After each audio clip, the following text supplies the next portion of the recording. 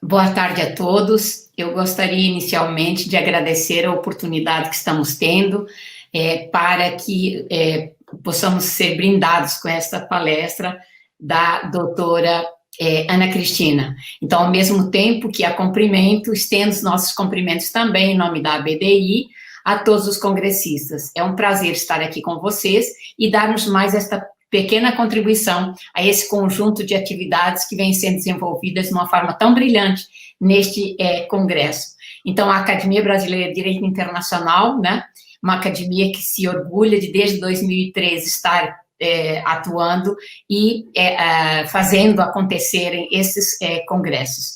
Muito obrigada a todos. Então, sem muitas delongas, porque acho que o momento mais oportuno é sermos prestigiados, brindados com a palestra da doutora Ana Cristina. Então, eu tomo a liberdade de cumprimentá-la, professora, seja muito bem-vinda, desejamos que esta sua palestra seja muito interessante, temos certeza que será, ao mesmo tempo que a gente possa, então, estar obtendo estes conhecimentos de forma tão específica em relação ao tema que é a rotulagem dos produtos como instrumento de proteção extraterritorial do meio ambiente, e sobre um tema secundário, barreira ao comércio internacional ou direito legítimo dos membros da OMC. Eu gostaria, antes de lhe passar a palavra, doutora Ana Cristina, de fazer uma pequena, breve leitura de um currículo resumido que nos foi apresentado, que é o fato de que, então, a doutora Ana Cristina Paulo Pereira, ela é professora titular de Direito Internacional Público na Faculdade de Direito da Universidade do Estado do Rio de Janeiro, URJ, doutora em Direito pela University, vamos ver se eu me acerto, né, nesse francês, Université de Paris, do Panthéon-Sorbonne, em 1996, pós-doutorado em Middlesex University, Londres, de janeiro a junho de 2004. Autora de vários livros e artigos na área de direito internacional, econômico e de direito internacional do meio ambiente. Então, seja muito bem-vinda mais uma vez, professora doutora Ana Cristina, e eu lhe passo de imediato a palavra, desejando que tenhamos, enfim, uma boa apresentação, e temos certeza que teremos. Muito obrigada, com a palavra, doutora Ana Cristina. Bom, boa tarde a todos, boa tarde, professora Lídia Maria, é um prazer estar aqui, obrigada pelas palavras. Bom, não sei se a palestra vai ser tão brilhante assim, mas vou tentar fazer o meu melhor. E, na verdade, é um prazer estar aqui no 18º, né, na 18ª edição do Congresso, já tradicional no Brasil, a gente fica esperando todo ano o Congresso, e dessa vez, inclusive, agradecer e parabenizar o professor Wagner Menezes pela missão impossível, ou quase impossível, de realizar o Congresso diante da situação, né, na qual estamos, e também agradecer pelo suporte técnico de toda a equipe, é uma equipe maravilhosa, eles são muito, têm uma paciência realmente exemplar. Então, bom, também eu não vou mais perder tempo, já está todo mundo agradecido e todo mundo já apresentado. Vamos, então, dar início à minha palestra. Eu também, bom, como a professora Maria Lídia adiantou, o tema, o título é a rotulagem como instrumento de proteção extraterritorial do meio ambiente, e aí eu faço um questionamento, barreira ao comércio internacional ou direito legítimo dos membros da OMC. Bom, então, eu vou tentar demonstrar na minha palestra que o rótulo ecológico, também conhecido como selo ecológico, ou selo ambiental, ou ecolabel, né, muito conhecido em inglês, a sigla ecolabel, bom, não importa, tudo isso é a mesma coisa, eles podem ser grandes aliados na preservação, na proteção de áreas de interesse universal. Então, aqui eu não estou me referindo ao meio ambiente em geral, eu estou me referindo a ecossistemas específicos que têm um interesse universal. Esse interesse universal vem do fato de que eles são essenciais, cruciais para a sobrevivência de toda a humanidade. Então, os danos causados a esses ecossistemas de interesse universal, eles vão ser sentidos no mundo inteiro, não só nas pessoas que moram, né, perto, mas em todo o planeta. Então, eles são ecossistemas importantes para toda a humanidade. E aí, claro, nós temos aqui no Brasil eu acho que talvez um dos mais importantes ecossistemas de interesse universal, a floresta amazônica, que agora está realmente em foco, mas não é a única. Existem, claro, a Antártida, o Ártico, as florestas tropicais da África, da Ásia, e, bom, tem outros também, mas isso aí já é uma parte mais técnica, mas já vamos ficar com a Amazônia, que já está bom. E, então, claro, o que eu vou falar, eu vou usar, claro, talvez um pouco mais como exemplo a floresta amazônica, mas o que serve para a floresta amazônica serve, então, também para esses outros espaços que eu considero como espaços de interesse universal. Então, qual é a proposta? Na verdade, a proposta aqui, na minha fala, é de tentar, de usar o selo ou o rótulo ecológico, né, para proteger esses espaços em qualquer lugar do mundo. Então, não importa se é nos Estados Unidos, na Europa, no Japão, ou seja, em qualquer lugar no mundo, através da utilização desses selos ecológicos, eu posso proteger espaços, ecossistemas que estão em outros territórios, né? E isso, que é o mais importante, já que nós estamos falando de direito, né, é sem ferir o princípio da não ingerência nos assuntos domésticos de outro Estado, porque isso é importante, né? Então, em toda a legalidade, esses rótulos vão servir a esse propósito. Mas antes de entrar nessa parte que é mais jurídica, rapidamente alguns aspectos técnicos, porque nós estamos falando de algo muito técnico, né, que é uma rotulagem de um produto.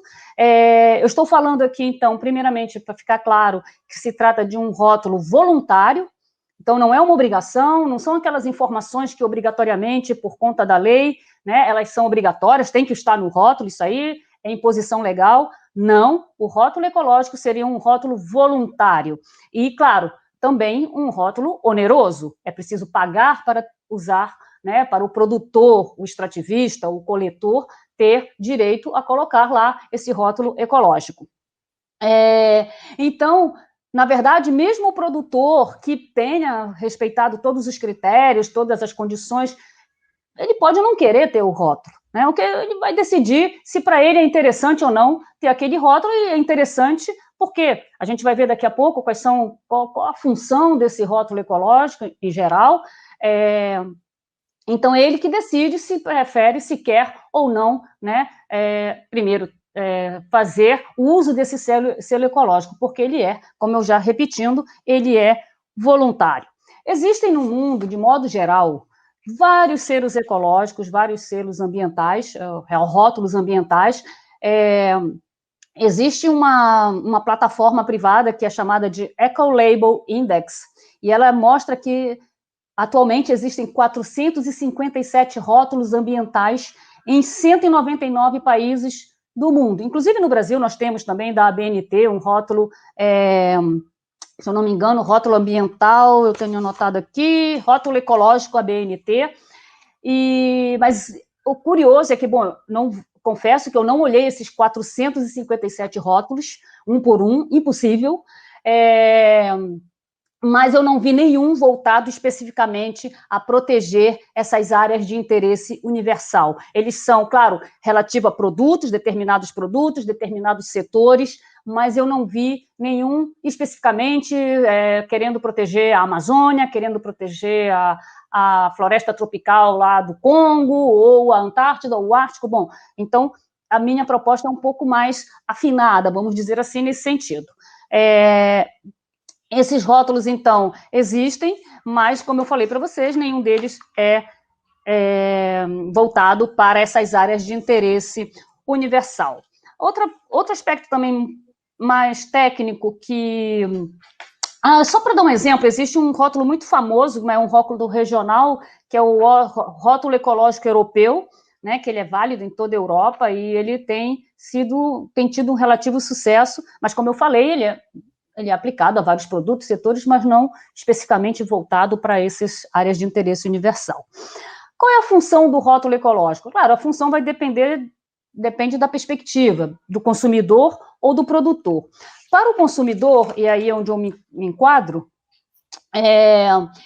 o rótulo ele vai sugerir que aquele produto que ele está comprando foi produzido de acordo com padrões, de acordo com critérios ambientais rigorosos, né? Esses critérios são, então, muito importantes, porque eles vão além da legislação local, e é aí que está o diferencial do selo. Ele não se limita às obrigações previstas em lei, às obrigações ambientais da lei. Ele vai exigir mais do produtor, ele vai exigir muito mais cuidado ao produzir, ao extrair um produto. Tá? Então, o consumidor, por sua vez, aquele consumidor, claro, nós estamos falando aqui do consumidor preocupado com o meio ambiente.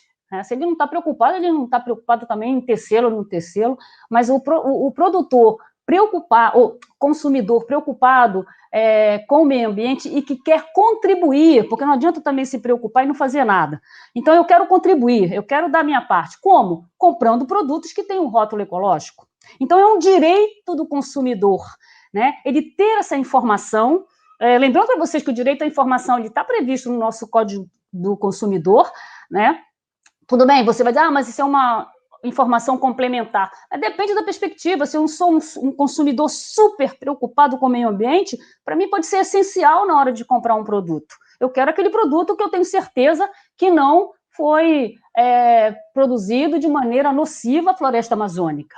Eu tenho que ter certeza disso. Então, eu acho que isso aí vai depender de cada consumidor, né?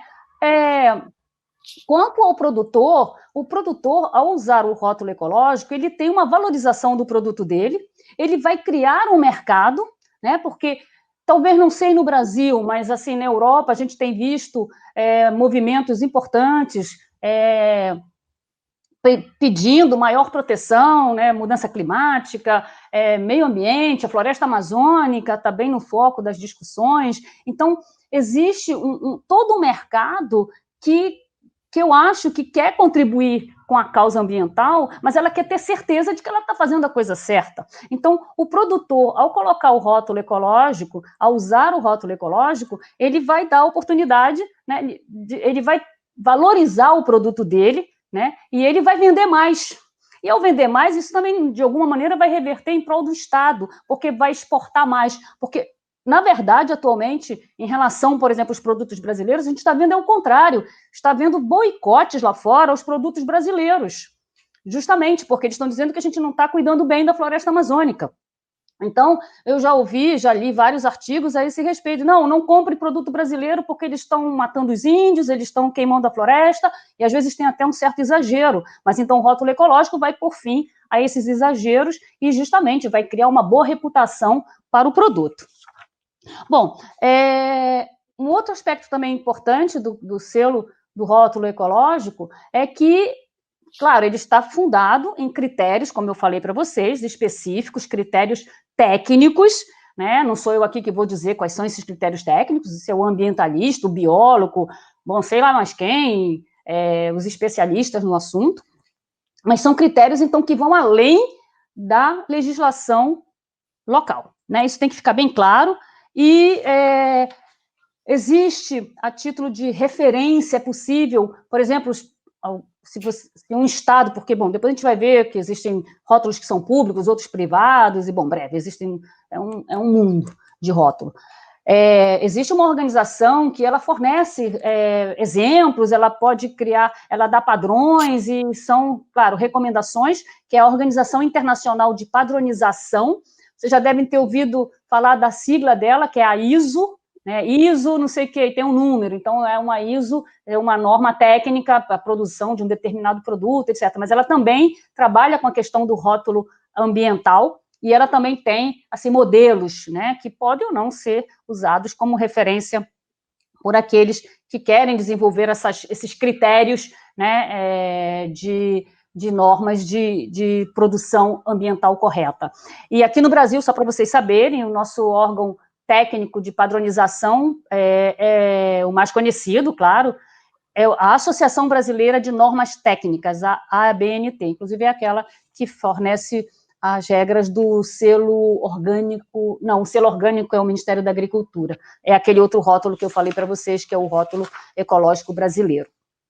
Bom, claro, esses critérios, então, eu não vou entrar aqui em detalhes, mas poderia ser, assim, bem realmente em geral, não é da parte do advogado, do jurista, de estabelecer esses critérios, mas eu imagino que tem que estar aí nos critérios não desmatar uma área superior ao que já tinha sido desmatado há tantos anos atrás, ou não poluir rios, não afetar populações indígenas, a população local, não causar danos às espécies da fauna e da flora, não extrair ou produzir de maneira tão excessiva a ponto de causar o exaurimento daquela espécie. Então, são critérios, obviamente, que têm que ser afinados, e cada rótulo tem que ter, né, as suas especificidades. Bom, inclusive, os critérios, eles têm que ser específicos a cada uma dessas áreas de interesse universal, porque eu não posso tratar a floresta amazônica da mesma maneira que eu trato a floresta da África. São ecossistemas distintos, os critérios também têm que ser diferentes, né? Não posso, porque também uma crítica que se faz uma das críticas, né, tem muitas críticas, ao rótulo ambiental não, mas vocês usam critérios que não são aplicáveis aqui por conta das condições climáticas, da geográfica, etc. Sim, claro, é procedente essa crítica, tem que ser, os critérios têm que ser adaptados à realidade socioeconômica, ambiental, geográfica de cada uma dessas áreas. Você não pode criar padrões para todo mundo iguais, né? E a outra questão técnica também, eu já estou terminando a parte técnica, que é chata, mas estou terminando, é a questão da autoridade, é o mais importante. Quem vai dar esse selo? Eu vou acreditar naquele selo? Esse também é o principal problema, porque, claro, a autoridade que confere o selo, lá no final, né, porque até chegar na concessão, dizer que você passa por vários, né, caminhos, mas ao final alguém vai certificar dizendo, não, você faz jus, seu produto faz jus ao selo ecológico, tá bom. Então, essa autoridade, ela tem que ser, claro, ela tem privada, tem pública, tem internacional, tem com fins lucrativos, tem sem fins lucrativos, tem para todos os lados, gente, tem de tudo quanto é tipo. Até dei aquele exemplo no Brasil, por exemplo, Orgânico Brasil é o Ministério da Agricultura, órgão público, né? Mas e tem muitos, aí vai depender da credibilidade. Então, o que é importante esse órgão, na verdade? Quais são as características mais importantes desse órgão? Tem que ter uma reputação ilibada, tem que ter expertise na matéria, tem que ser composta de pessoas técnicas que trabalham, tem que ser autônoma, tem que ter isonomia, ela tem que poder controlar, fazer controles regulares in loco, né? Nada adianta você botar as normas e não ir lá controlar, porque esse é um dos problemas que nós temos no Brasil, a falta de controle. Então, tem que ter controle in loco por ela mesma, ou pode delegar essa função de controle a outro, mas esse controle tem que também ser feito por um órgão com todas essas características, porque senão não serve para nada. Bom, então, essas partes técnicas, se alguém se ainda sobrar tempo, eu posso voltar, mas então vamos lá para a principal preocupação aqui do meu trabalho, né, que é de adequar esse rótulo ecológico às exigências do direito internacional. Então, do ponto de vista do direito internacional público, eu já até antecipei para vocês, esse rótulo, ele não fere o princípio da não ingerência nos assuntos domésticos, ele é um rótulo voluntário, utiliza quem quer, né? Não é mandatório, então, na verdade, é até um instrumento de marketing, né? Você pode usar isso como um marketing para o produto, tá? Mas, do ponto de vista do direito internacional do comércio, aí sim vem, talvez, o problema, porque dependendo da maneira como o regulamento, né, do rótulo, o regulamento técnico, ele é redigido, as exigências desse regulamento, ele pode, sim, ao final, se revelar um instrumento protecionista, uma restrição disfarçada ao comércio, e aqui a gente está falando de comércio internacional, né? Então, para evitar ou para minimizar essa possibilidade desse rótulo ser ilegítimo e ilegal à luz das regras da OMC, nós temos um acordo, um dos acordos constitutivos da OMC, que é o Acordo sobre Barreiras Técnicas ao Comércio. Então, ele rege toda essa parte, ele reconhece que os estados têm o direito de regulamentar, claro, a produção, a parte técnica comercial da venda dos seus produtos. Então, a rotulagem é uma questão técnica, então a rotulagem se enquadra perfeitamente no acordo sobre barreiras técnicas ao comércio. E ele tem várias condições, ele exige várias condições que devem ser preenchidas para que esse rótulo, aí para qualquer rótulo, tá? Mas obviamente aqui a gente está sempre voltado para o nosso rótulo específico, o rótulo ecológico para as áreas de interesse universal. Então, esse acordo, então, ele vai estabelecer algumas condições para a legalidade do rótulo, e basicamente são 3 condições, eu vou tentar depois esclarecer cada uma delas. Primeiramente, se o objetivo do rótulo é legítimo. Porque nem sempre eu vou botar uma informação que às vezes é completamente irrelevante, não serve para nada. Outra questão, então já vi que o nosso tempo está acabando, mas é estranho, gente, eu acabei de começar a falar. Mas, bom, primeira coisa, se o objetivo é legítimo, então eu já vou aqui atropelando e vou falar logo de uma vez. Então, gente, para mim eu não vejo nada mais objetivo, mais do que legítimo em querer proteger uma área de interesse universal. Tá? Eu não vou mais voltar no assunto, vocês também já devem entender mais ou menos por que o objetivo é legítimo. O segundo, aqui nós estamos falando, então, de um rótulo realmente específico para áreas de interesse universal. Então, é um rótulo, vamos dizer assim, discriminatório. Mas por que para a floresta amazônica sim, não os mesmos critérios para o mundo inteiro? Não pode, porque são áreas muito mais importantes, elas têm um nível de importância maior que os outros, então é necessário, sim, criar um rótulo ecológico, a meu ver, específico para essas áreas de interesse universal. Estou um pouco repetitiva, mas é porque isso é importante. Então, há uma discriminação, mas essa discriminação, ela é justificada. Então, tudo bem, à luz do acordo sobre barreiras técnicas ao comércio. E, por fim, nós temos que ver outra condição, da necessidade desse rótulo diante do objetivo que se quer alcançar. Então, para mim, esse rótulo ecológico, ele é necessário na medida em que parece bastante evidente que a legislação local é insuficiente, o controle local é insuficiente, esses espaços estão cada vez mais degradados, estão se deteriorando cada vez mais.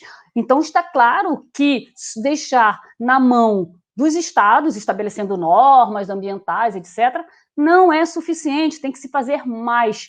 E o rótulo ecológico, ele não vai salvar o planeta, mas ele contribui. E só o fato dele contribuir, ele é um instrumento complementar, né, de colaboração com outras políticas. Então, sim, ele é necessário para alcançar o objetivo. Ou seja, sem ele vai ser pior. Então, se ele pode contribuir de alguma coisa, já está justificado. Eu já vi que... Eu não sei quanto tempo eu tenho, gente. Eu não sei, eu estou perdida no tempo. Doutora Ana Cristina, se me permitir, já que interrompemos de alguma maneira, eu faço um breve comentário para lhe deixar um tempo final, porque é um tema muito estimulante, que despertou um grande interesse por parte, inclusive, dos nossos congressistas, e eu vou me permitir, então, parabenizá-la por essa grande contribuição dada a essa discussão, felicitá-la principalmente pela defesa que faz em relação aos rótulos ou selos. No aspecto da sua defesa, é de se destacar a sua perfeito cuidado em chamar a atenção sobre o necessário controle que deve ser feito sobre esses rótulos, para que se tenha uma melhor fundamentação para que eles possam vir ser cada vez melhor utilizados. E isso passa pela questão local, e aí foi muito despertado esse nosso interesse também, e gostaríamos, então, só aproveitando a oportunidade, né, cumprimentá-la mais uma vez, dizer do interesse e da possibilidade de termos que ouvir em outras oportunidades também, mas evidenciar uma fala, os comentários que foram trazidos são vários os comentários, vou me permitir escolher um, e me desculpem os demais por causa de tempo, senão a gente atrapalha as próximas palestras. Doutora Ana Cristina, vamos ficar provocados a uma nova participação, mas uma das questões que está colocada aqui, com muita propriedade também, pelo fato de estimular o seu debate e até o seu posicionamento, o Cláudio, eu escolhi uma das, desculpem se eu não consegui atender mais, mas ele explicita, em vários momentos, ele manifesta que a ideia dos rótulos ambientais se não poderiam inviabilizar os pequenos produtores de assentamentos, por exemplo, que não tenham conhecimento e condições financeiras. Ao mesmo tempo, ele emendou logo na sequência para os mercados de países em desenvolvimento. Veja como é estimulante e agradável essa provocação feita pelo Cláudio. Desde logo eu cumprimento, Cláudio, pela oportunidade de ouvirmos a doutora Ana Cristina a respeito desse tema tão importante nesse contexto. Então, eu vou passar a palavra, doutora Ana Cristina, para quem, 3 minutos, digamos assim, e finalizemos para não atrapalhar as próximas atividades do evento. Doutora Ana Cristina, por favor. Então, Cláudio, eu até agradeço a sua pergunta, porque isso estava na minha palestra, estava aqui, eu ia falar isso em algum momento, mas aí, bom, infelizmente, o tempo... não, eu pensei nos coitados dos médios e pequenos produtores, obviamente, porque tem muita gente produzindo de maneira ambientalmente correta, sem causar dano ao meio ambiente, mas não tem nem o savoir-faire, a expertise técnica e nem meios financeiros, realmente, porque é um selo, o selo custa caro, né? Porque envolve, é um procedimento muito mais rigoroso do que uma certificação qualquer. Então, na minha opinião, é claro que eu não sei como isso se implanta na prática, mas eu acho que aí nós temos o Estado, o governo, as autoridades públicas têm sim que se mobilizar para permitir, subvencionando, porque a própria OMC, ela permite, ela proíbe as subvenções governamentais, mas ela permite as subvenções que são para se adaptar às condições, às exigências ambientais. Então, nesse caso, eu acho que se enquadra perfeitamente um suporte financeiro, o Estado fica dando suporte financeiro para outras coisas que não têm o menor interesse, menor relevância, tem que dar para o que importa, para o que interessa, porque, como eu falei, isso valoriza o produto brasileiro. Então, primeiramente, subvenção a esses pequenos e médios produtores e capacitação técnica, porque eles precisam, e isso o governo pode fazer. O governo tem interesse, primeiro, que vai melhorar a imagem do país lá fora, segundo, que é receita para o país. A partir do momento que o Brasil produz e vende mais, é receita fiscal. Então, eu acho que não tem nem prejuízo aí, a gente só tem a ganhar. Agora, é claro, isso tudo tem que ter participação de todo mundo, e principalmente, no final, dos consumidores, porque se os consumidores, para eles, não faz a menor diferença o selo, obviamente que tudo que eu falei aqui não serve para nada. Eu estou falando aqui dos consumidores que sim, que vão optar pelo produto que tem o selo, né, valorizando esse tipo de produto. Bom, não sei se eu consegui responder, mas era isso mais ou menos o que eu tinha. Claro que eu tenho muito mais coisas para falar, e só para quem tem muito interesse no assunto, eu sugiro a leitura de um caso interessante que teve na OMC, que era conhecido como Dolphin Safe, que é o selo previsto pelo governo norte-americano de golfinho protegido.